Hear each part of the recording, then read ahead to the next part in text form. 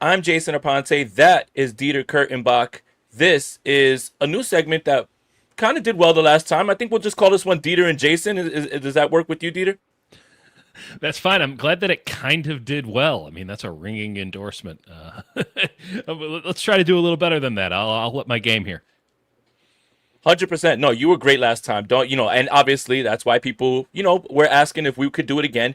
First off, I Yep. wanted to ask you, because I think that I don't have like a any sort of bad things to say about you because you've been nothing but nice to me. I really enjoy your analysis, but it just seems like online you get so much backlash. Like, what do you think that stems from, Dieter?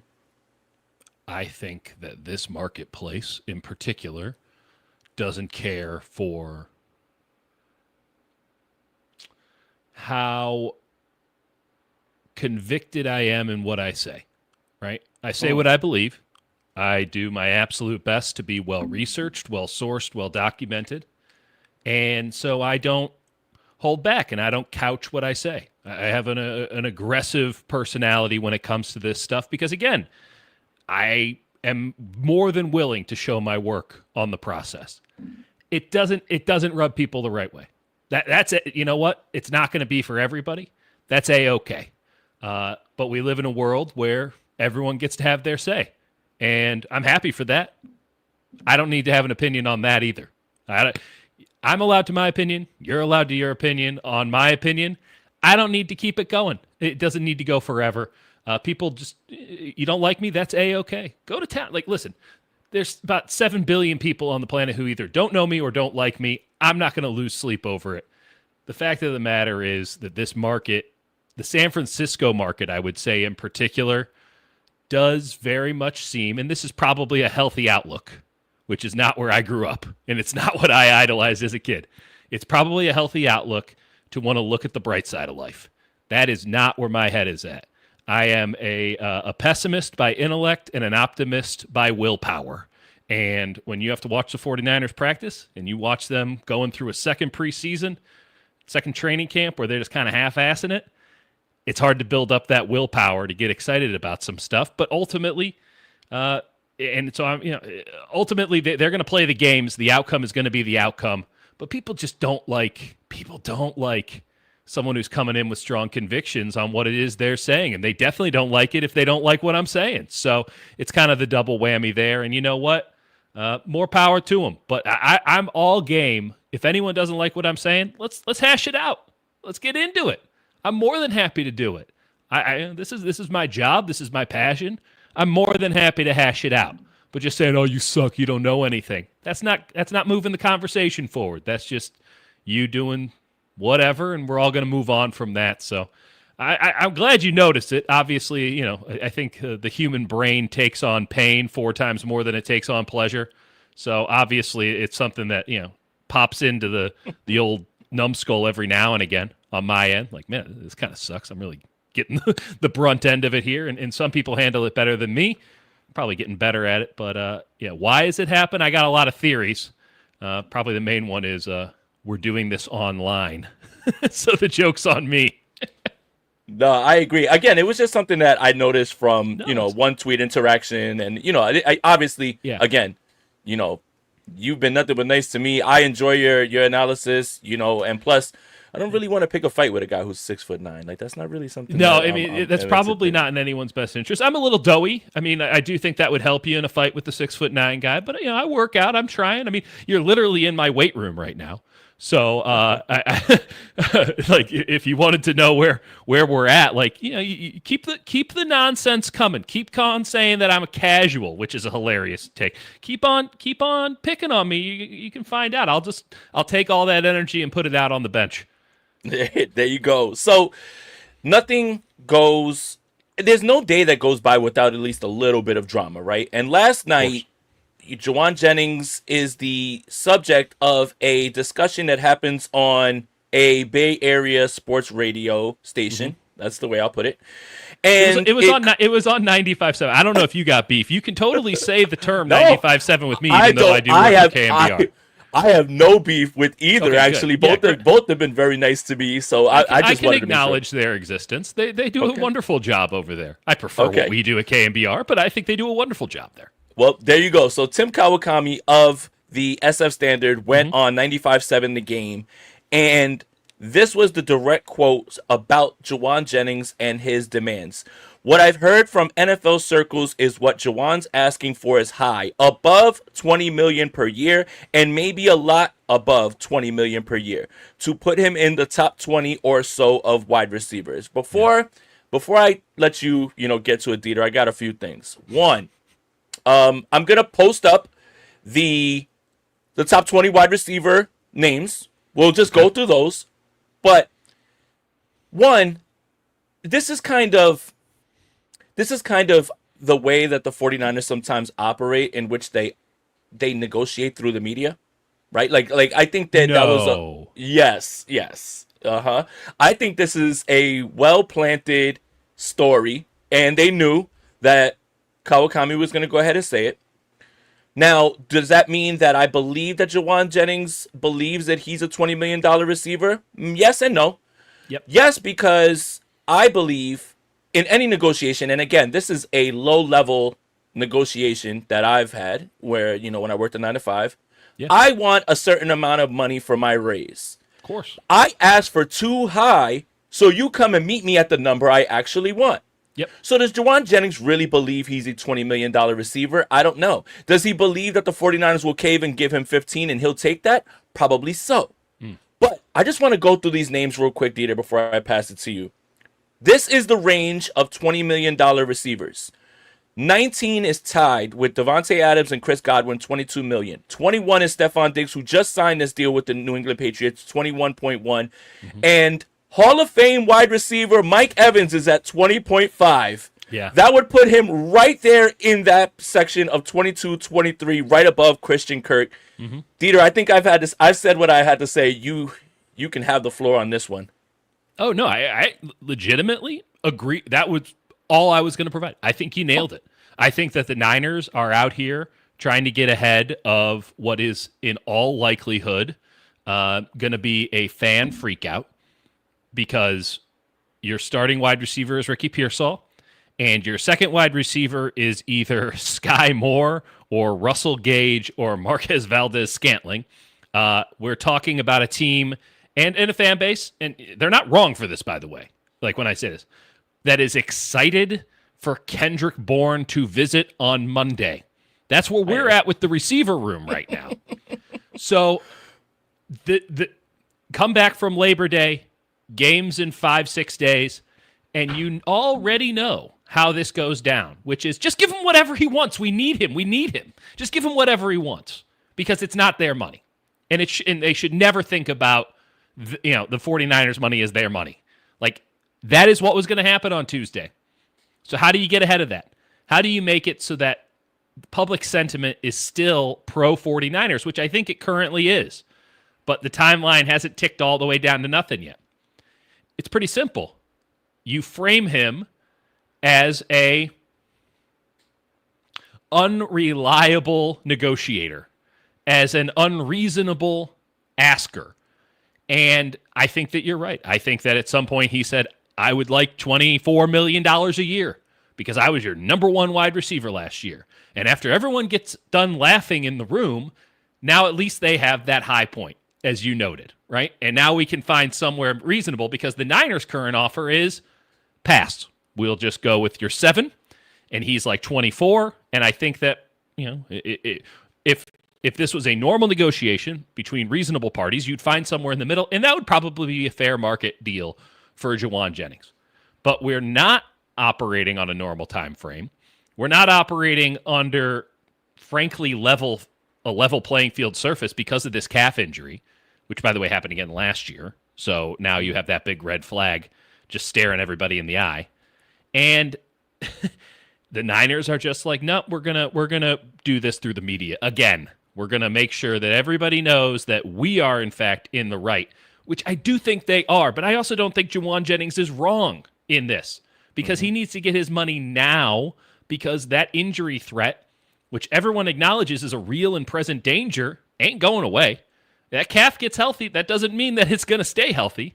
And this is a guy who plays football the right way, a hard way, that puts hard miles on that engine. And his next payday, whatever it might be, will be his best payday. And he can't risk that payday being less than his current payday. So he needs to get what he can now. It seems like a negotiating tactic. His agent is Drew Rosenhaus. You think Drew Rosenhaus is an idiot? I might disagree with a lot of what Drew Rosenhaus does on the day-to-day, but Drew Rosenhaus pretty good at agenting, frankly. Yeah. And unlike certain teams in the NFL, John Lynch will actually negotiate with agents and find reasonable grounds. But the ownership, and I'll just call it out, the ownership, they're pretty good about making sure that the public sentiment, this is all they think about. This is all they worry about. They think about, how's this going to look, and how can we make sure that we're setting a message, setting a tone for the fan base. And it's 100.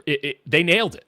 They nailed it. If you don't want to see through it, and if you're just somebody who doesn't read into this stuff, that doesn't think about this stuff very hard, and frankly, more power to you, because that's the right way to live. Right. You're just thinking, oh, Jauan Jennings has got a little bit of a screw loose here. He thinks he's Mike Evans. That's preposterous. I'll tell you this, though. It's better than Jerry Jeudy. Well, and I'm seeing Jerry Jeudy on the screen that you're looking at. Behind Raymore and Flanagan, I see a Jerry Jeudy. He's better than Deebo Samuel. Yeah, so that's what. All right, so that's a good place to go from there. Christian Kirk, Deebo Samuel, Jerry Jeudy, Cooper Kupp, Khalil Shakir, Darnell Mooney, Rashad Bateman. The Rashad Bateman deal was always the landmark that I felt was very fair, given the usage, given his role in the offense. I thought that was very fair. Very fair. Totally. Because Rashad Bateman, you can look at it and say, oh, he's the number 2 receiver. He's the number 5 option in that offense. The number 5 option. He's the number 2 receiver, but the 5th option. And I wanted to go back to something that you said, because this is one of those times where for the first time, I agree with the 49ers stance, not the negotiating in public thing. I agree with the 49ers stance. Old habits die hard there. Yeah, that's different. That's a tale as old as time. Right. The 49ers stance of, well, we can't pay you that, and Jauan Jennings saying, I need to get paid now. Right. I understand both sides here. That's what makes this so interesting. Yep. But the 49ers do play dirty in the media. They do. And it depends on who they decide to use. This time, it was Kawakami, and Kawakami went on 95.7 and spilled the beans. Yeah. $20 million. And you know what's funny? The immediate reaction was the entire fan base turning on Jauan Jennings. Bye, buddy. Trade him now. Trade him now. Why didn't you trade him before the draft if that's what he wanted? He requested a trade. It changed overnight, literally, as quickly as that happened. So I do agree that, one, we should stop reading into this stuff and prioritize our own, lives and mental health. But when you do get in here and you start to think about this, man, is that slimy of the 49ers to do. We'll never really know what happened in these things. Mm-hmm. And another thing the 49ers really want to prove to everyone is we won the deal. The thing is, they've won none of the deals. In fact, they've caved on almost every single deal, if not all of them. You caved on Nick Bosa. You caved on Deebo Samuel. You caved on Brandon Aiyuk. You eventually give in. It just seems like this time, because of the situation and their younger and cheaper plan, that they are not going to back down this time, because they do feel like the player himself is not worth that amount of money or the headache. They absolutely shouldn't back down, by the way.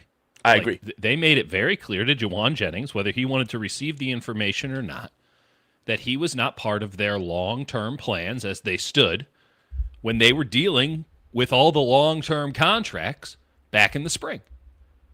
Now, if that's on Jauan Jennings and Drew Rosenhaus for not saying, hey, we're going to need a new deal then it's on them. Because they clearly, and I'll give them, I don't give the Niners the benefit of the doubt on much, but I'll give them the benefit of the doubt on this. If Jauan Jennings had done all of this stuff, all this, I want a new contract, I want to be traded. If he had done that in February, Jauan Jennings would be on a different team right now. He absolutely would. It's the same thing with Jordan Mason. We like Jordan Mason a lot. We think he's a winning football player, but you want a lot more money? We're not going to commit that. So we're going to trade you before the draft so that we can get more of what we do want right now, which is young, impressionable, talented, theoretically players. So the Jauan Jennings situation where in July, and this is when the reporting came out, I can't tell you, and John didn't give any further information on this yesterday, but to my knowledge, in July, right before camp starts, he's like, I want a new deal or I want to be traded, which, by the way, the trade card, now you just have to pull it. Otherwise, are you even bothering? Like, it's such an empty vessel in negotiation these days. Doing it then did him no favors. And in fact, if we're going back to the notion of the Niners doing him dirty, I mean, that did the Niners dirty. Because it's like, dude, we were done with business. We're trying to get this thing going. And now you're like, I need to throw some crap in this water. Just for the second straight year. Right. Well, and this is, I think, where the Niners are correct in doing nothing. They just gave him a deal. They just signed him to a contract. And it was a pretty big pay raise off of seasons where he was the Jauan Jennings that we knew. Third and Jauan, dirty work wide receiver, not a marquee guy. Now, flip side of that is now Jauan Jennings is looking and saying, I was your number one last year. I caught 77 passes. Okay. Yeah, you were by default. You also didn't lead the team in receptions, I should note. And you faded hard. You got injured. And you were as good against press man-to-man as Deebo Samuel, who was so bad against press man-to-man he turned into a gadget player. So Jauan Jennings is thinking, I'm a number one, but that's like Jonathan Kuminga thinking he's a number one. Just because you can be the best player on a crappy team doesn't mean that you're helping us win Super Bowls. And if we pay you like the number one player on a crappy team, you're definitely not helping us win Super Bowls, even though your play on the field is unquestionably of benefit, because this is ultimately a salary cap game, even with the Niners having enough money that they can spend under the salary cap. They want to win the deal, of course. I would note that the deals that they have won, they've won significantly, and they've all been in-season extensions. That Diamador Lenore deal is a joke. He should have fired his agent the second it came across the desk.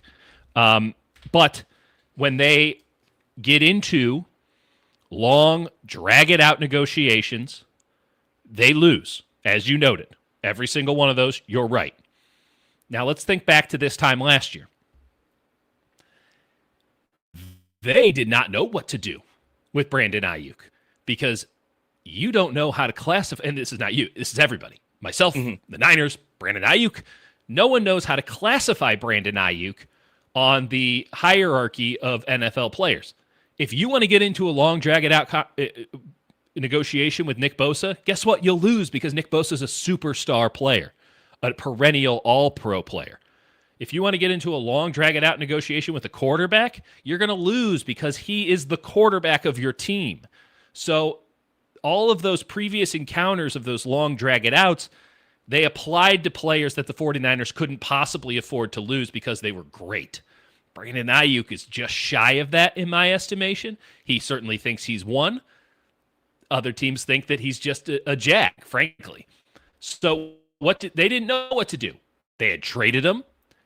They were going to put him on the restricted list, and then ultimately they signed him. They decided to do all three of those things, by the way, in one day. In one day, they had him traded, they had him on the restricted list, and they signed him to a $30 million a year contract. And they immediately regretted that contract. Certainly unfortunate situations happened with the knee injury, but they immediately regretted that contract because it didn't pay off immediate dividends and then obviously has a tremendous amount of risk moving forward after the knee injury.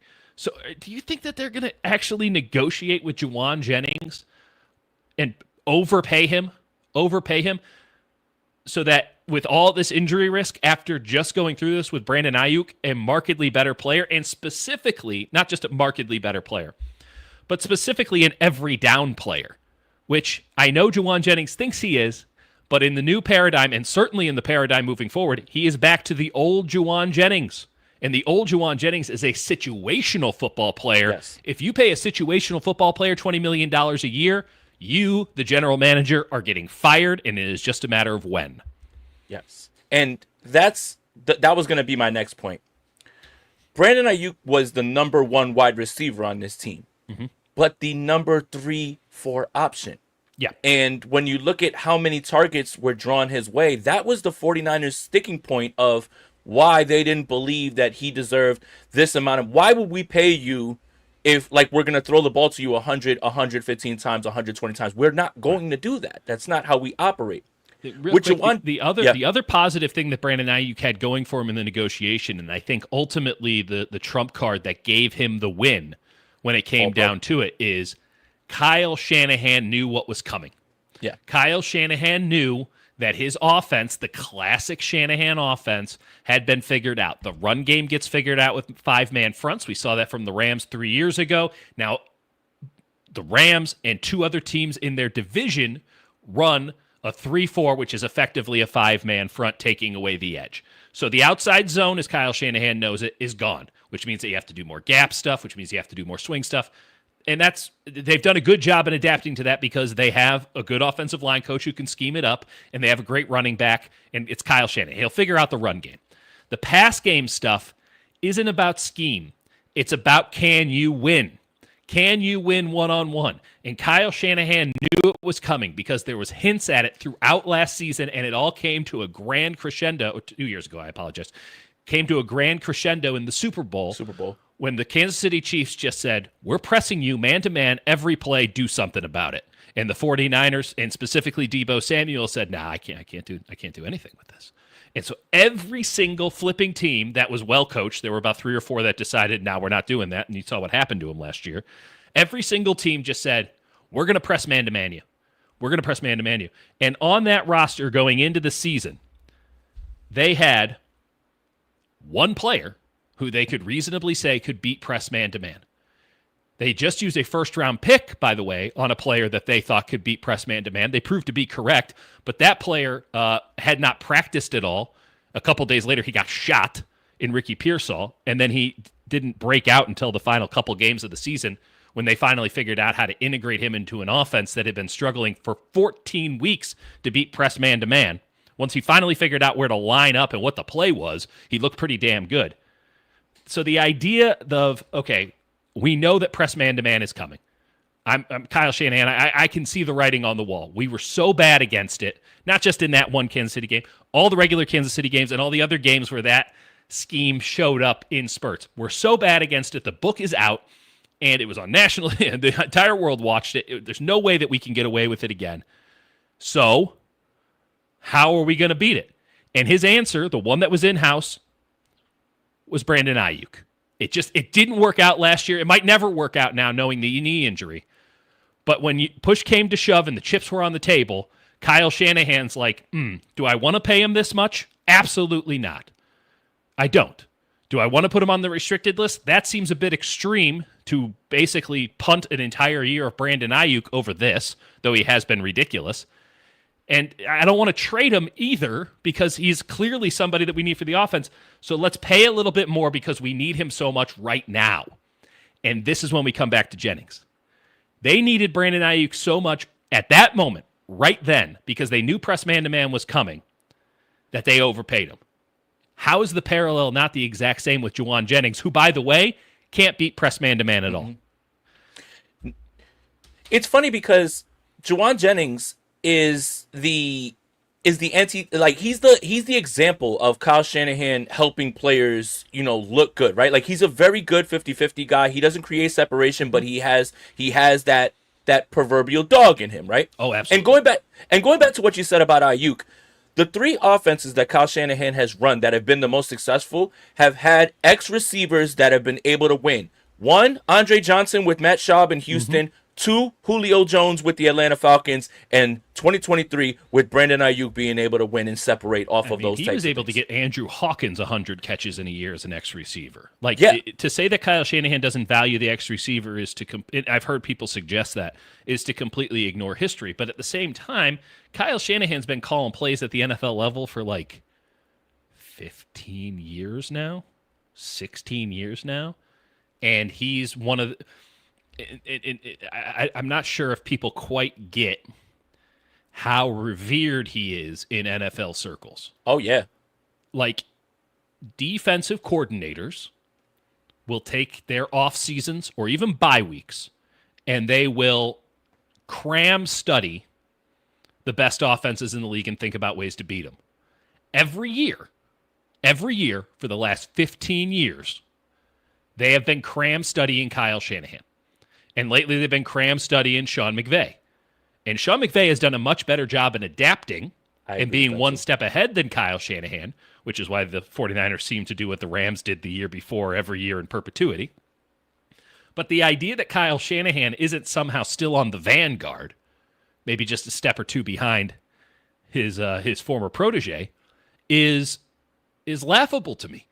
And yeah, the entire league thought, oh man, we might have finally figured out how to beat him. The entire league, when you had Julio Jones, thought, how do we beat this guy? Okay, well, this is where the advent of cover 6 and cover 8 really started taking off. Because X receivers in a Shanahan proliferated system around the NFL, X receivers were getting big years. And it's like, we got to stop this alpha. We got to stop this guy. And this is why we're seeing more and more dudes being moved around and into the slot and moved around formations and stuff, because that classic line it up, under center, play action, here's the X receiver on a deep dig or on an 8 route, like that's gone unless the matchup is absolutely certain. The defense forced the offense to adapt on the whole with the league. But if you can't beat man-to-man, you don't stand a chance. And again, if you're a wide receiver who's coming to the negotiating table and saying, I can't beat man-to-man, you don't have a leg to stand on when we're talking about being paid a very high amount of money. So the Niners' stance to me has been pretty straightforward. They've heard what Jauan Jennings has to say. They have, I'm sure, countered with something reasonable and very palatable for their books. And that was declined. And now they're just like, okay, what you going to do? What you going to do? You want to play injury all year? That's fine. We wish you the best of luck. Thank you for all your contributions. Because come week 4, we're going to have Demarcus Robinson back in the fold. That's one less receiver we have to worry about. Come week 7, 8, 9, we're going to have Brandon Aiyuk back in the fold. Who knows? I mean, Jordan Watkins looked pretty good. I think we'd be willing to figure it out with Jordan Watkins in a couple of weeks. And I don't know if Jacob Cowing's ever going to do anything for us, but he's another guy that we can give a look at. And Russell Gage has looked really good, you guys. And we just got Valdez Scantling, and we were trying for a hell of a lot of players over the last week. Like, with Ricky breaking out, I feel like we're going to be A-okay. We're not going to have to push this too hard. So, Jauan, if you want to come back, we'll always have a role for you. You're a winning football player. We know how to use you in the right spots to maximize your impact on winning football games, if not your statistics. But what you going to do? It's your call. And Jauan Jennings, to his credit or detriment, I'm not sure how you want to feel about it, has decided, I'll wait you out. Yeah. I don't see how this thing resolves except for Jauan Jennings just crawling back and saying, okay, I'll play football, because he's not playing for money from the San Francisco 49ers anymore. He's playing for money for every other team. You need to get on the field and show that you weren't just a one-hit wonder and the best receiver on a bad team who, by the way, faded and got injured last year. That's what's funny about it is, and again, I'm not his agent. I'm not the one that makes this decision. But I always felt that his best course of action was, dude, if you want to get paid, show that you can do it again. Show that you can get out there and start right away. Now, look, I don't doubt that he has an injury. I think when I listened to John Lynch talk at that press conference, he was so grumpy that I could tell that he was telling the truth, because he's never grumpy about anything. No, he's usually got a spin, but this one it was hurting him to lie that hard. Right. Yeah, like they went and they denied the Schefter report about the trade. And then they said, yeah, it happened. Yeah. And then two things can be true.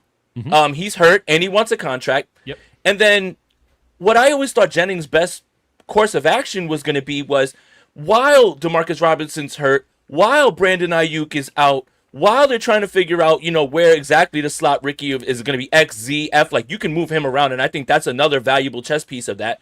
Absolutely. You go out there and you hoop. And then when the hierarchy comes back and then it turns into whatever it is, you still are on the field and showing what you're worth. I guarantee you, Mike Vrabel, the New England Patriots, would be willing to give him 10, $15 million a year for for the attitude, for the run blocking, and for the reliability. There are teams out there that will Oh, yeah. absolutely give him that, right? Absolutely. There's a lot of smart teams that I think would be willing to pay him, and there's a lot of dumb teams that I think would be willing to pay him even more. I don't Yeah. think Jauan Jennings would lack for a market at all. No, no. He will if he tears his Achilles, which Right. is his fear. And I think he's right to fear that, given that it's a calf injury. And you use the term hooping. Jauan Jennings is a big basketball fan. We guy. all watch the playoffs. We all know what happens when the calf injury goes wrong. So it feels like it's like a J.G. Wentworth thing. It's my money, I need it now. Well, okay, but you're going to have to pay a tax, a pretty big one, right? That's the whole thing with the JG. Well, we'll give you an annuity. We're just going to keep about half of that for you, maybe 70%. We'll hold on to that for you. Make sure you never touch it, and you're just never going to get that either. And this is why the negotiation tactic, like, if he was saying, "Hey, man, I know we're a little late in the game here. Can you hit me with another 3-4 mil? Make it incentive, whatever, but just hit me with another 3-4 mil, and we'll go our separate ways at the end of the season." I bet the 49ers would say, that's A-okay. That's fine. That. Yeah. If he had come in April, or I'm sorry, in February and March and said, you know what? I was your number one. This is the time in my career I need to get paid. I'm going to negotiate from a point of power right now, coming off of the best year of my career. The Super Bowl wasn't that long ago, and I should have won MVP. He would have. He comes to the Niners and says, "Hey, I want $20 million a year." The Niners would have said no, but they would have said, "You know what? We appreciate where you're coming from. We're going to work on this. I don't think that we're going to be able to get you what you want, but we're a team that's looking towards the future," which, by the way, how many more years of Jauan Jennings does anyone expect here, given the way that he plays? Right.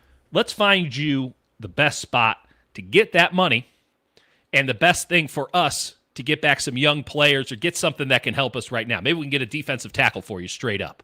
Mm-hmm. Like, what can we do? Let's figure out a way to make this work for both parties, because we love you and we want to do right by you the same way that they wanted to do right by Debo Sam. They want to do right by guys, right? They believe in that. If we can't pay you, we want to do right by you. They like Jauan Jennings a lot. If you want to get into it, though, we'll fuck you up. Yeah. and that's exactly what happened, right? Like, and it's not, it's not personal, it's business. Business can get very personal sometimes. Yes. It can get very personal sometimes. And Jauan Jennings, by not coming at this the right way, when the 49ers didn't bring it up on their own, by coming at it late in the game, by looking like, and again, it's probably a negotiation tactic, but because we're so late in the negotiation, you don't maybe have time to hash it all out the way it would normally be hashed out. By coming in and being like, you got to pay me like a 1.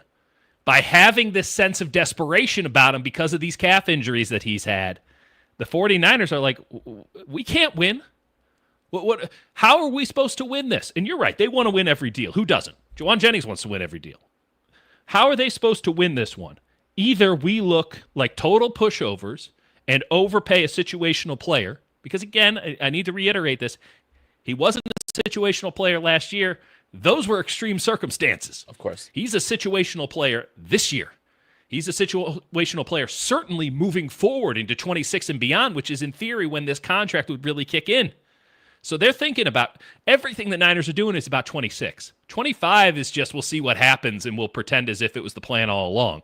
If we win a bunch of games, it's, oh yeah, why did you ever doubt us? We're the 49ers. We have great players. And that we knew how to draft, and we figured all this out. We're so much smarter than you.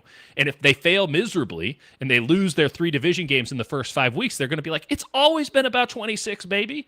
Why are you tripping about 25? It's been about everything we've done is about 26 and 27 and 28. Jauan Jennings doesn't fit into the 49ers' plans 26, 27, 28 in general, and he sure as hell doesn't fit in at any number more than, well, he's not even on a contract for those years. So he sure as hell isn't on a contract that's larger than he's on currently for 26, 27, 28. So this whole thing just feels like somebody messed up, and I don't think it's the Niners in this contract negotiation, and now is scrambling to make it work. And I honestly don't blame the Niners for being like, you know what, let's put an end to this thing. Let's leak out what he really wants as part of the negotiation tactic. Let's make sure the fans are on our side, because it looks pretty bad, right? There is some desperation on our end too, but we're not going to show it. And let's get this thing done. I'll tell you this: they can't trade him now because they need him. They need him Yep. for the first 3, 4, 5 weeks. I wouldn't be shocked at all if there's a mid-season trade for Jauan Jennings, though. Wouldn't be when shocked at all. everybody's when everybody's back in the fold for sure.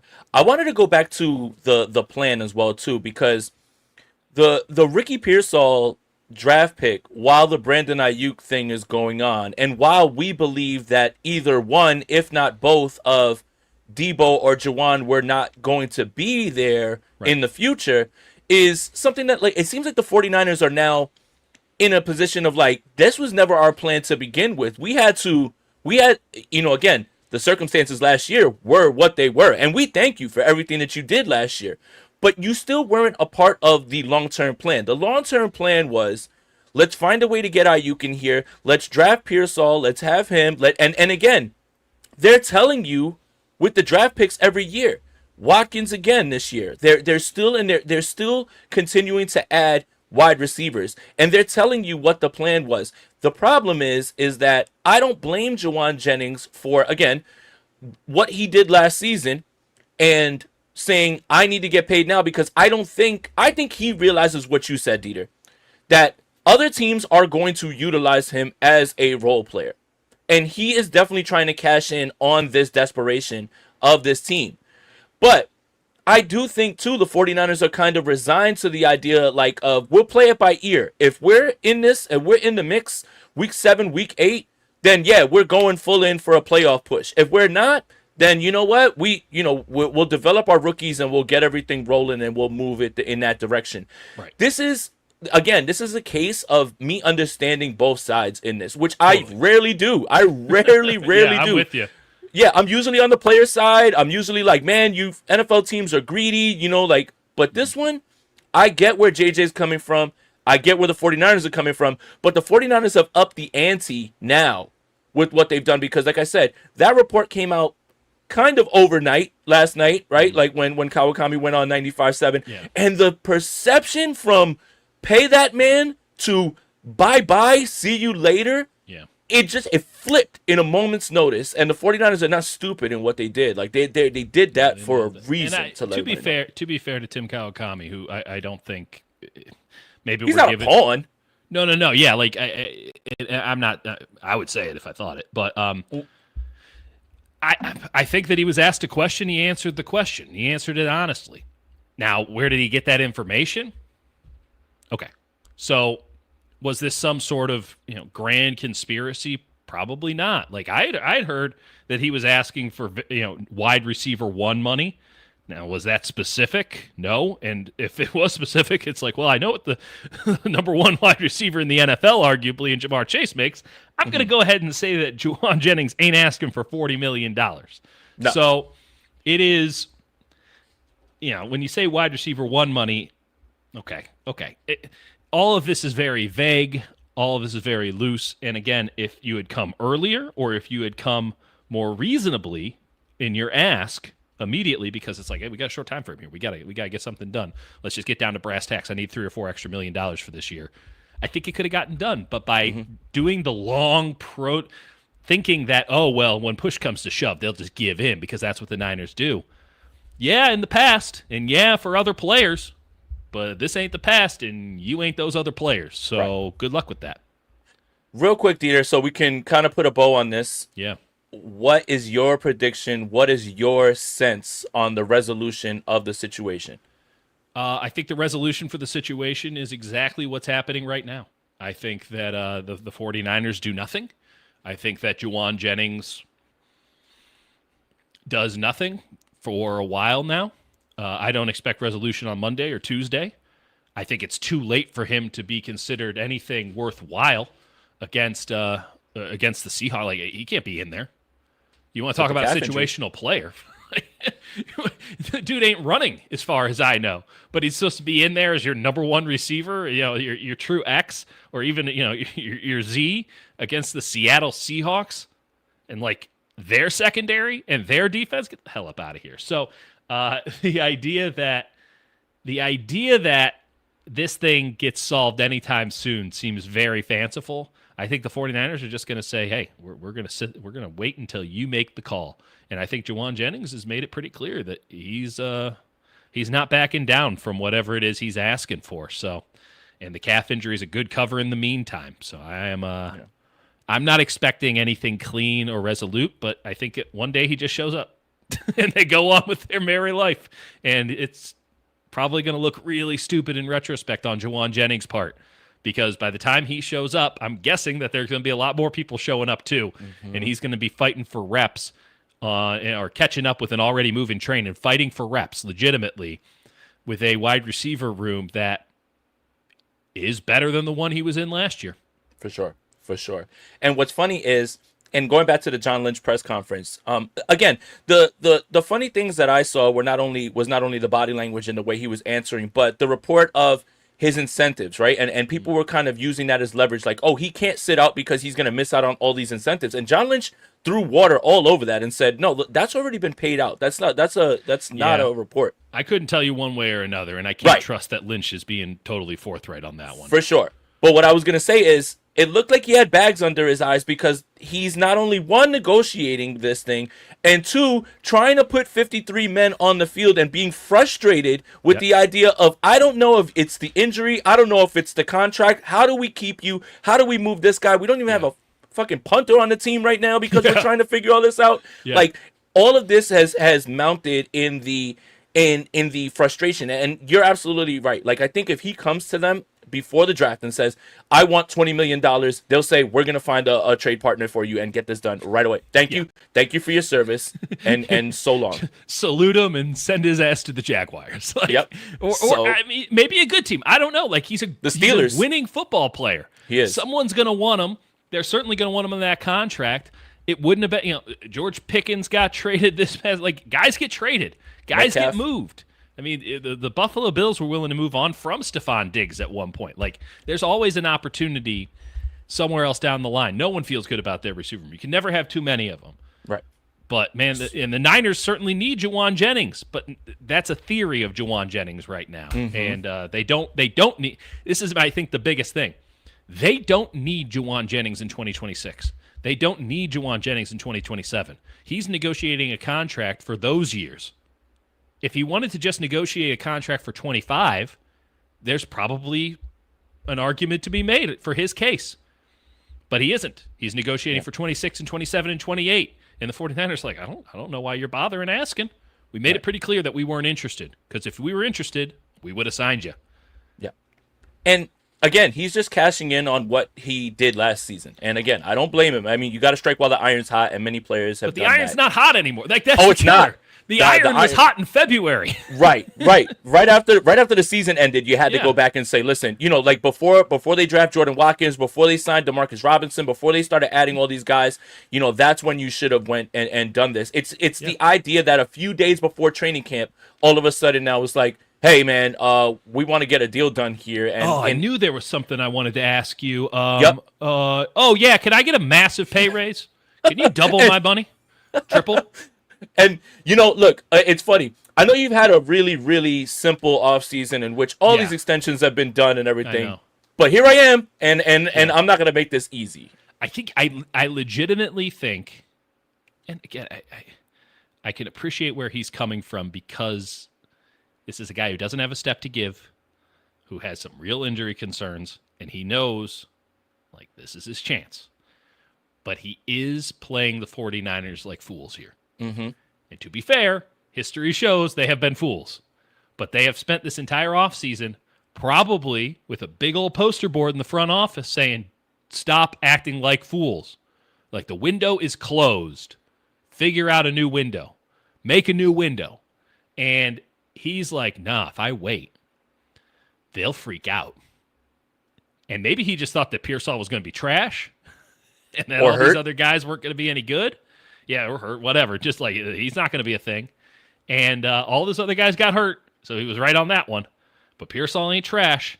Nope. And they are steadfast in their belief of not getting taken again. And they're going to make him an example here. They already have. And he, I think, just said, no. They'll get desperate. They'll need me. Kyle loves me so much. You saw what happened with Debo. They gave him more money last year, even though they should have moved on from him after that Super Bowl. Should have got out ahead on that thing. But Kyle loves him so much. Kyle made sure, and Kyle loves Brandon Aiyuk. He loves him so much. He made it happen. Kyle loves me so much. They'll make it happen for me. Read the room a little bit. Yeah. Get a better read on it. Drew Rosenhaus is in Miami. He does not have a good read on the room in Santa Clara. It felt like, remember, the story of Kyle Shanahan running up and stopping the trade and saying, but that was like Jed York saying, I'm going to let you do this, but I better get the return on this that we want. And now that didn't happen, now that's completely, it doesn't matter how much Kyle likes the guy. And now they're just like, nope. We're done. We're kind of done with that. And this is the entire offseason again. I mean, the mandate from on high, and I speak about on high, CEO Jed York made it specific. We have been spending money like it's going out of style. What do we have to show for it? Well, I'm looking at what you've done for me lately. All that money you spent that was supposed to have a bunch of depth didn't have any depth because you didn't draft well. And the guys that you gave a bunch of money to in free agency weren't all that good, frankly. So we're not going to do that anymore. I'm looking at how these, and by the way, he had a lot of people in his ear about this. I'm looking at how these other teams operate, and they just have a bunch of young guys, and a bunch of these young guys are really cheap. So we can pay our top level guys because we still got to make sure the season ticket holder base is happy, right? We still got to make sure that we're relevant, but we're not going to be paying money out of our ears. We're not going to be paying a bunch of mid-tier free agents that constitute the depth of a 53-man roster. We're not going to be doing that and paying our top-end guys and putting all that money in escrow for a quarterback. We're not doing all that at the same time. So we're going to cut some costs because it's 6 wins. That's how we're going about our business. Put down on a list the guys that you want to sign to new contracts. We'll get them signed. And then everything else is draft. And I'll pay for Robert Saleh. I'll pay for a good special teams score. I'll pay for all that stuff. That's fine. That's beyond it. We're not going to be chasing bad money with good money anymore. And I can appreciate where Jed York is coming from on that front because it's not me signing those checks and asking him to outlay $400 million in cash is borderline unreasonable, but not entirely. The issue is in the NFC, if you were to have spent just a little bit of money, and gotten maybe a DeMarcus Robinson for safety, or gotten a DeMarcus Robinson for nickelback, or gotten a DeMarcus Robinson for defensive tackle, or gotten a DeMarcus Robinson, getting one of those kind of players at guard, backup running back, getting one of those guys or getting a couple of those guys, we'd be looking at a very different outcome for the 49ers where it's like, yeah, they can win 14 games. They got that kind of top-end talent. Like the guys that they have, they're future Hall of Famers. Hope they live long enough because otherwise you got a ton of rookies. Like a third of your roster we got no idea what you are. And those are your backups. So, yeah, I'm with you 100%. Like Jauan Jennings did not understand the severity of the situation in the front office because coming off a 6-win season, a head could have rolled. They decided to let Nick Sorensen go. That was the easiest decision anyone's ever made. So that was the head that rolled. So what else changed? They're like, no, we're getting rid of all of these expensive players. We're going to eat it, and we're going Rams model. And we'll see how that works out for them. I have some serious doubts. I think that Jed York, halfway through this season, might be like, man, I wish I would have just spent a little bit more money to tide us over for a year or two. But Jauan Jennings just not reading the room right, man. So, look, I was going to ask you about this and have an in-depth more conversation, but I just a quick answer. Jabril Peppers is on the market at safety. Yeah. Starting level player. Sure. Yes or no? Realistically or theoretically? What would you do and what are they going to do? Yeah, I'd try to get him in. Yeah, me too. I think that he could be a positive player for you. I think with Siegel and Malik Mustafa, I don't mind Pinnock, and I don't mind. I mean, they cut Grant, so he's an upgrade. He's an upgrade. I don't know if you're desperate for depth at that position. I'm sure the price would be right because the Patriots are going to be paying him like $4 million a year, so you can sign him for the minimum. I'd bring him in because he can give you that Talanoa Hufanga kind of play that if you want to be a single high team and you want to stop the run, which, by the way, they should probably think about doing this year because they didn't try it all last year. Right. Not a bad guy to have throw into the box, bring a little extra thump, even though he's a diminutive dude. He's a good player against the run, at least to my eye. I haven't looked into any of the numbers or anything, but like when I watch him, like you notice him in the run game. His issues are when they throw the ball, and especially too if you're going to start Upton Stout at nickel, like I'd want somebody who's good against the run, kind of opposite bookending him right now. So I would say yes. What are the 49ers going to do? They're going to pretend as if Jair Brown can play for this football team, and then they'll cut him the second that Malik Mustafa comes back, and we'll all just go along our merry way. Yeah, I've kind of thought about this safety room as, obviously Justin Simmons is still somebody that's available. Now Jabril Peppers is out there. And, the thing is everybody's high on Marcus Siegel. They're going to give him as many looks as possible. He looks yeah, awesome. They're gonna give him as many looks as possible. He's definitely gonna start. Do you know what Jason Pinnock is? Do you know that? Do you that's the part where it's just like, but then, once Malik Mustafa comes back, if Pinnock's not working out, then you know who comes off the field, and it probably won't be Siegel.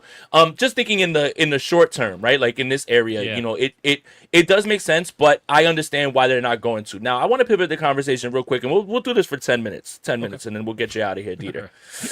let me know how that works out for you. Yeah. So we're talking about future contracts, and we know the salary cap's going to explode, but something happened yesterday in the NFL that was very big. I don't know if anybody noticed. Micah Parsons gets traded to the Green Bay Packers. Wait, what? And he signs this huge contract, Dieter. Now, let's just say, and this is a completely hypothetical thing, and I don't want to scare anybody out there. I know exactly where you're going, by the way. Oh, I know you do. Oh, I know you do. Nick Bosa goes out there and smashes shit this season. Mm-hmm. Absolutely goes out there, and Robert Saleh and this defensive line, and he goes out there and he puts up one of those big DPOY years. Yep. And he comes back after the offseason and says, pay me my money. I want just as much, if not, or rework my money and give me more. I want more. Because of this Micah Parsons deal. And by the way, not only does this set Bosa up to add money to his contract if he goes out there and has another big year, the Detroit Lions are like, what are you doing, Green Bay? Now we've got to give Aiden Hutchinson all of this damn money. Thanks a lot. Yeah, but the Nick Bosa thing, competitive football. Right. The Nick Bosa thing is, woo, baby. That one is a powder. That's a powder keg. Yeah, it's tricky too because he's already 28. Yep. Next year will be the final year guaranteed money on his contract. So a good opportunity to rework it if you want to buy in long term. I think it's a tremendous opportunity for Nick Bosa. Let's put it that way. I think it is. I think that there are too many very large macro giant cog things to put out a reasonable guess as to what happens. But I'll lay it on this. If Nick Bosa has a monster year and the 49ers don't make the playoffs, it wouldn't shock me if Nick Bosa got traded. Right. And that's okay. And I'm glad you said that because I don't want that to come across as like, oh, you don't need Nick Bosa. Oh, they need him. But if you're looking at what Micah Parsons just got, and the reason that the Cowboys did make this move is because they weren't going to do anything with Micah Parsons on the team anyway. There's a lot of reasons why the Cowboys made this move, but and the biggest two big differentiations here, one of which works for Nick Bosa, one of which doesn't. Nick Bosa actually does something against the run, unlike Micah Parsons, who, if you play the Dallas Cowboys, your game plan is run at 11. Run at Micah Parsons, yeah. So he's the highest paid guy. Now, there is a Green Bay tax there, it should be noted. Like, we can't get this guy otherwise, so we can overpay him. Also, we have like our entire team on rookie deals other than Aaron Banks. So there's that. But Micah Parsons is 26 years old. Micah Parsons is theoretically going into his prime as a pass rusher. And maybe he can be serviceable against the run. Where does Nick Bosa fit? Now, no one's questioning Nick Bosa's physical regimen, his ability, but like, where does he fit it? If he picks up a couple injuries this year, what kind of a conversation are we having then? At the same time, if Bryce Huff and Sam Aquanu and Yetur Gross-Matos, or, I mean, what a concept here, Michael Williams, right. If they can create that bookend that he is so desperately needed, maybe not just one of them as an individual, but as a collective, where they're setting the edge consistently, where they're stout against the run, where on third down and long second downs, they have the ability to actually get home without needing help, right? Without needing a stunt or anything like that, could just rush and get there. If he can get that, that's the first time in years, and I would even argue 23 he didn't have it. It's the first time in years he's had something like that. He could have a humongous season, an absolutely humongous season. And then you have to think, man, what do I do with this 29-year-old with this team? And where is this team right now? What do we think about Williams? What do we think about our long-term trajectory? I think the parallels are probably a lot closer to a TJ Watt than they are to a Micah Parsons, just because of those 2 years of difference in age, and because I'm pretty sure that John Lynch can correctly pronounce Nick Bosa's name and doesn't call him Joey, or I don't even know what a mess up of Nick would be. Nicholas. Yeah, I mean, that's technically his name. It is. Meanwhile, I'm not sure if Jerry realizes that he traded Micah Parsons, because it sounded like he was trading Michael Parsons yesterday. And we were talking about it. He probably thinks oh man, I can't believe I got these idiots to take give me 2 first-round picks for Michael Parsons. And that's the other thing too. The 49ers, I mean, they clearly have some questions historically about their understanding of trade value, but when Jerry's out here saying oh, this can be our Herschel Walker trade. Herschel Walker was traded for 3 firsts, 3 seconds, a third, and a sixth. And I know that off the top of my head because it was such a haul. Mm-hmm.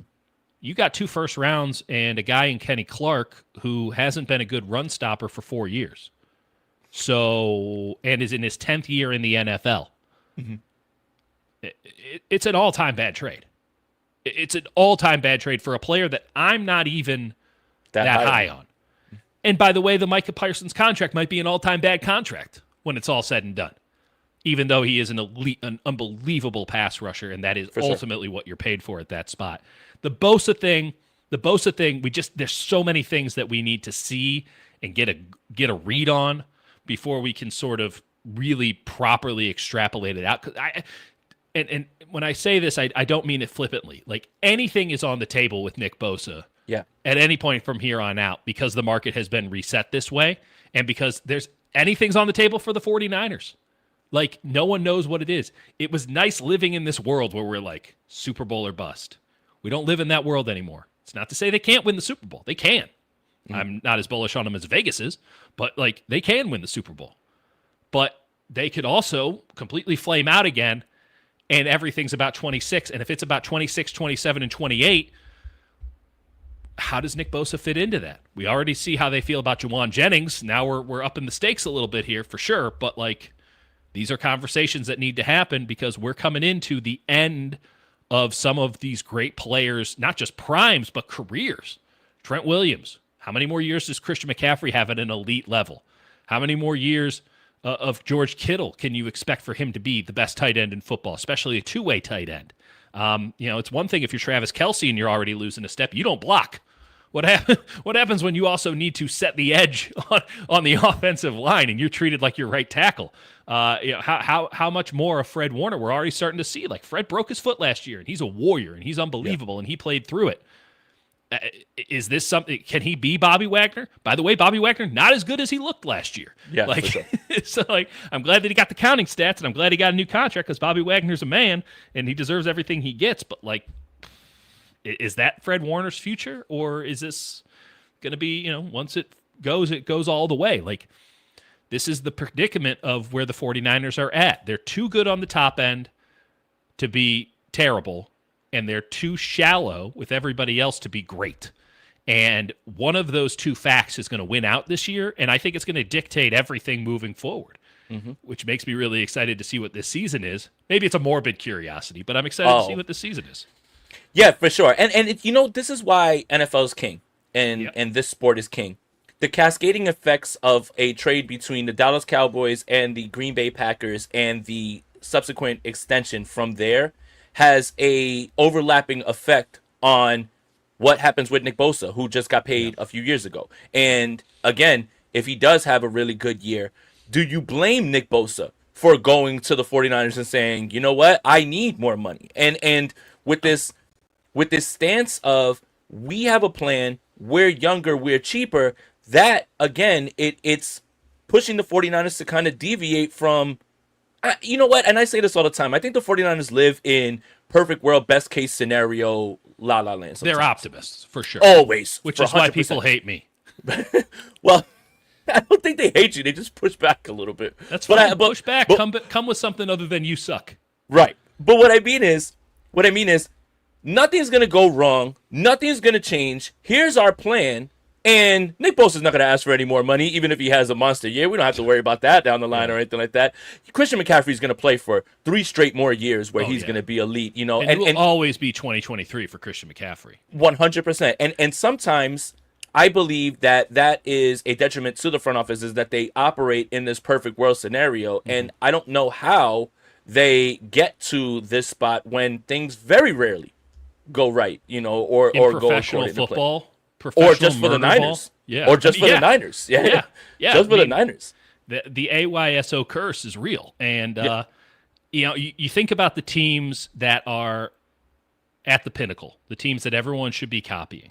And I don't even include the Rams on this. They get a lot of love. They just have a great head coach, and they've kind of gotten away with it a little bit, if we're being honest. But for sure. If you think about the two best operations, it's the Eagles and it's the Chiefs. And what are they constantly doing? They are always building their depth. They're always thinking about ways to insulate themselves from the worst case scenario. And I don't think that's a reverse engineering thing because things keep working out for them. I don't think it's an ipso facto argument.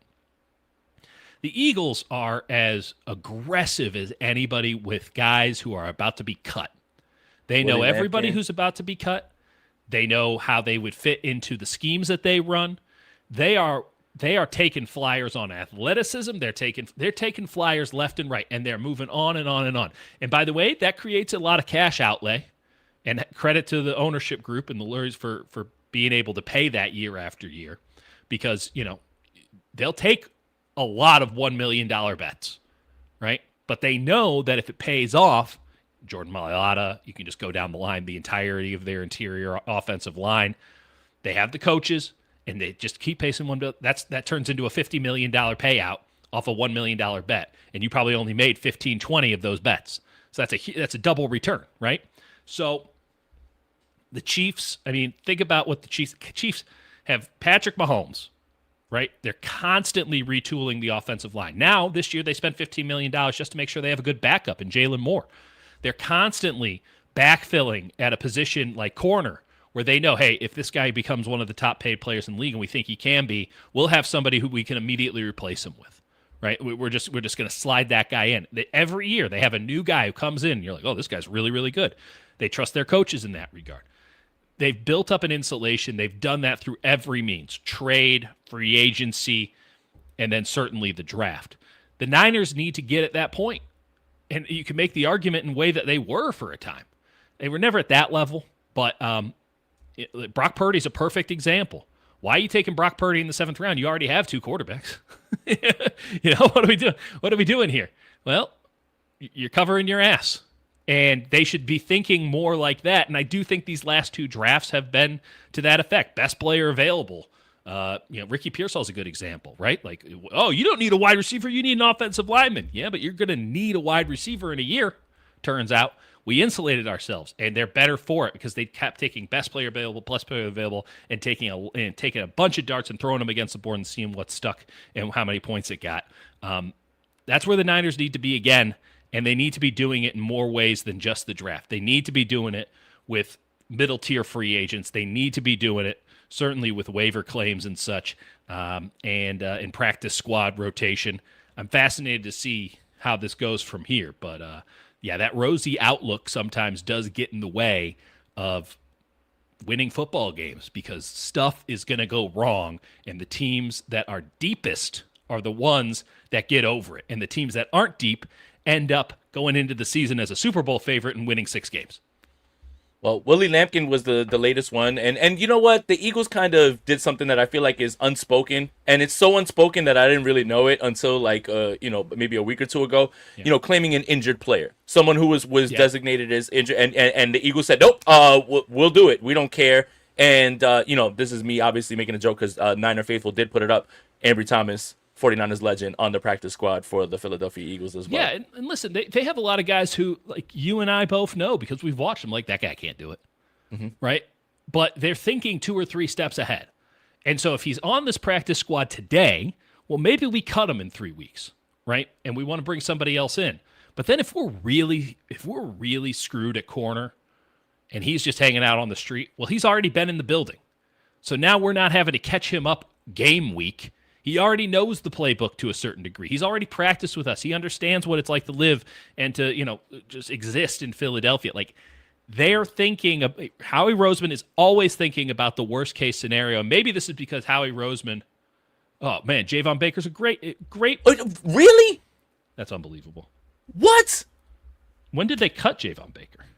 They cut him 2 days ago. But he was out. It was the same day that they him and Kendrick Bourne were at the same time. What? Yeah, I loved Jauan Baker coming out at UCF. Don't look up the video where I compared him to a poor man's Justin Jefferson. That would look really stupid if you wanted to see that now. Never happened. Never happened. I was never that high on him. I did think he was a 3rd-round pick. So of course, how those two things combine, we'll never know. But that's the kind of player that you need to be taking a swing on if you're the 49ers. And it's not to say that they didn't try, right? If you had the choice between the Niners or the Eagles right now, actually, I take that back. If Jauan Baker was offered Niners or Eagles and he turned down the 49ers where he would be starting on Sunday for the Eagles, that's on him. That's somebody who doesn't want it enough, and I probably don't want him on my team. But these are the kind of players, and they might have a differing scouting report on him. That wouldn't shock me in the least bit. He was a divisive prospect. But instead of just constantly, and I'll give a shout out to my man Larry Kruger on this one. Instead of constantly just taking guys that Kyle already knows, how about you find some guys that you can hide on your roster or hide on the practice squad that Kyle gets to know? And down the line, when you actually need them, instead of using your practice squad as a continuation of your 53, which is what they're doing now, they know they only have 2 call-ups, right? Yeah. Instead of doing that, how about you actually use it like a G League team? How about you use it as, instead of your special teams repository for the week, how about you use it like a G League team to where, hey, these guys are getting good practice reps, and in that, we're going to have somebody that maybe one of these 5 guys or 13 guys, one of them will pan out, but we're going to rotate him so much, we're going to find that one, and then we're going to promote him, and then we're going to find another 1 out of 13. We're going to promote him. The Eagles do it better than anybody because they're always preparing for the worst. Why do they need Jauan Baker? They don't. If Devonta Smith goes down in week 9, and they've already messed up with X, Y, and Z, they're going to be thankful that they have Jauan Baker, and we actually fixed that whole thing where he doesn't know where to run routes. Like, proactive, thinking in the future, thinking about the worst case scenario. You have this whole other thing that you can play with, and this is the difference between saving money and constantly, living paycheck to paycheck. The Eagles are saving money. They're banking money. They can play around with their money a little bit. Put it in the market. Hell, I'll play some crypto. Who gives a damn? I got some money I can play with because I have the foundation set. If I miss 10 paychecks, it's not going to affect me. If I'm living paycheck to paycheck, I don't have any room. I can't think about anything else. I just need to get to these second Fridays so that I can pay these bills. And then the other bills are going to come. And I'm just living constantly in that world. That's where the Niners are now. And that's by design, to be fair. Over this year, I'd like to see them getting back into being proactive and maybe even pushing it further than they ever have been because they weren't that good at that to begin with. Yeah. Well, I didn't realize that I was so much like the 49ers with my own financial situation, man. Maybe I should get up off them, man, because that was like shining a mirror right in my face, that comparison right there. Listen, I've done it. I did it for a long time to not be paycheck to paycheck anymore. I'm telling you right now, it's the best thing you can ever do for your mental health. It's not easy, and it's not possible for everybody. Totally get it. But getting off of that train, you could actually live life. So otherwise, it's like indentured servitude to these bill companies, man. It is exhausting. And I'm sure that the 49ers, this is why John Lynch is looking gassed. I'm sure he's exhausted because you know what? He's got bills due, and the funds can't cover them. Come for the 49ers talk, stay for the financial literacy lessons. I'm going to be the world's shittiest Dave Ramsey. That's what I'm going to be. No one wants me to talk 49ers anymore? That's fine. Let's talk 401ks. We'll talk IRAs and what your portfolio looks like. Dieter, thank you so much, dude. I appreciate you giving me your time. Let everybody know what you got going on for the rest of the week and everything before this week 1 game against Seattle. Dude, okay, so Hutch and I are going to be going live Sunday, Monday, Thursday next week, and of course after the game. Look forward to that. We'll probably also have a video breakdown. Nick Martin for members only. People have been saying, Dieter, apologize. Nick Martin's incredible. He had a great game. Great game against the Chargers. We're going to explain to you what it all means, positive and negative. Nick Martin, film breakdown, preseason, what we like, what we don't like, where he's at, what they can do with this moving forward, all the warts, all the pop, all that stuff. That's up, and that's for members only. So if you're a official sicko, you can see that video. And if you want to see that video, and I'm telling you, it's like 40 minutes. It's super in-depth. We think it's really good. We'll think if you watch it, it's really good. All you have to do is become a member. Even the lowest tier gets it. So Dieter and Hutch Show, you can check that out at Dieter Hutch on YouTube. San Jose Mercury News. If you don't already get a great newspaper, now's the time to start getting it because we got 49ers columns coming fast and furious. And I'll throw something in on the Giants and Warriors right now every now and again because you got to make sure that you stay diversified in your portfolio. Another piece of financial advice for you. Right. And I'm around on KMBR. I just did 6 to 10. I'm all hyped up on caffeine. Who knows when I'll be on it next, but we'll be talking. Yeah, appreciate you, man, and I really appreciate you giving me your time. You know, the people, they seem to enjoy, you know, our discussions and everything, and I'm down to do it, you know, as long as you are and as long as you're available. Absolutely, man. Looking forward to the next time we can get it done. Hell yeah. So thank you guys for joining. Enjoy the rest of your Friday. We've got college football today, tomorrow. Give me some of that Baylor Auburn, baby. Yeah, man. Hey, listen, Cincinnati, Nebraska, that was feeding families last night, man. That's the exact kind of shit that to watch on a Thursday night.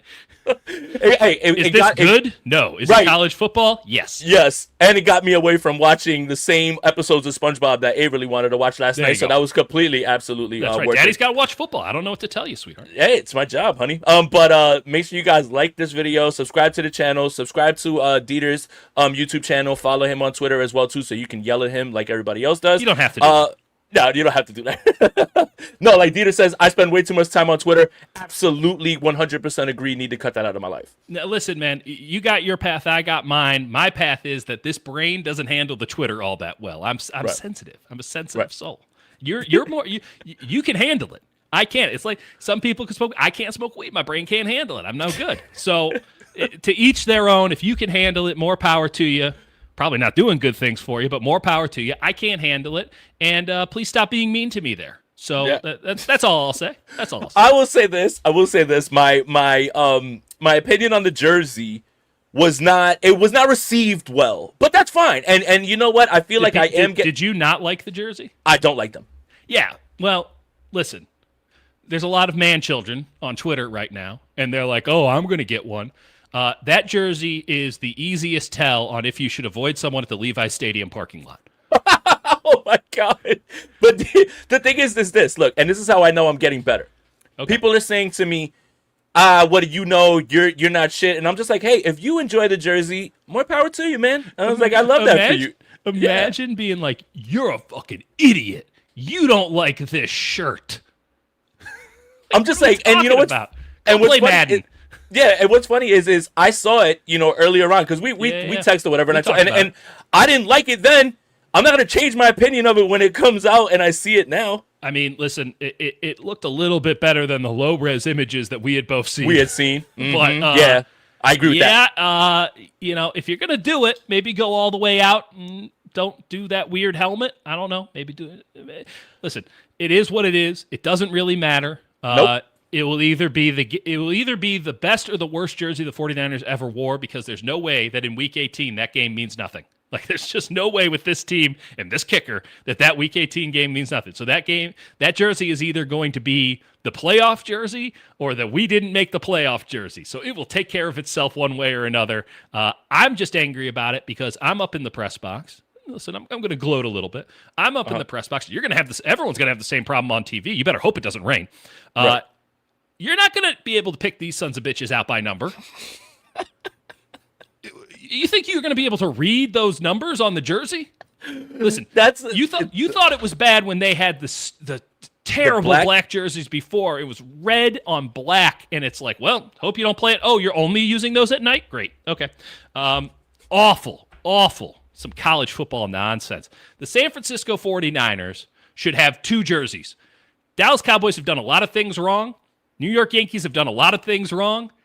They understand where they fit in the hierarchy. I know Dallas has those stupid throwbacks. They should stop wearing those. Yeah, they should. The San Francisco 49ers are a premier brand. The entire world knows of the San Francisco 49ers as a definitive football team in the world. If you think football, a lot of people think San Francisco 49ers. You have a classic jersey. Is it plain and perhaps boring? Absolutely. You got a sick-ass helmet.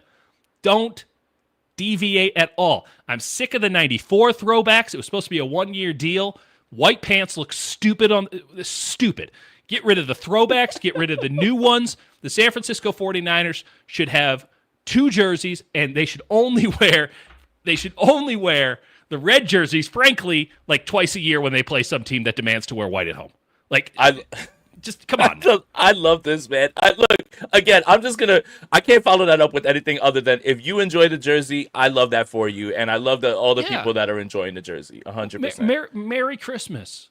Yeah. I hope that you're a child, because if you're an adult man and you're amped about wearing a jersey, we also have to talk about other things. They make polo shirts, T-shirts, quarter zips, jackets. You can wear so many other things. These people are younger than you. Stop wearing their jersey. 49ers news, financial literacy, fashion advice. There's nothing I don't have a take on. Yeah, Jason. this a jack of all trades, Dieter Kurtenbach.